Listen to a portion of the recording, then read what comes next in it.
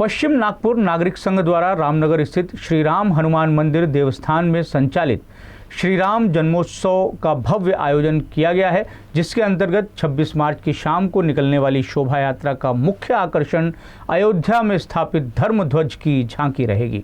मंदिर परिसर में आयोजित पत्र परिषद में ये जानकारी पश्चिम नागपुर नागरिक संघ के पदाधिकारियों ने दी। 26 मार्चला दुपारी राम जन्मोत्सवाचा मोठा कार्यक्रम होतो आणि 5 वाजता संध्याकाळी भव्य अशी शोभायात्रा निघते। यावर्षी पहिल्यांदाच समोरच्या मैदानामध्ये 56 गीतांचं गीत रामायण सादर होईल आणि सांस्कृतिक संचालनाकडनं आशिषजी शेलार स्वतः येणार आहेत आणि त्यांच्याकडनं वासुदेव कामत जे आंतरराष्ट्रीय कीर्तीचे चित्रकार आहेत ते पॉवरपॉईंट प्रेझेंटेशनद्वारे पूर्ण रामायणाचं आपल्याला चित्रण घडवतील। दुसऱ्या दिवशी फक्त गायनातनं ऐवजी फक्त नृत्यातून आपल्याला राम झंकार अशी सादर होईल।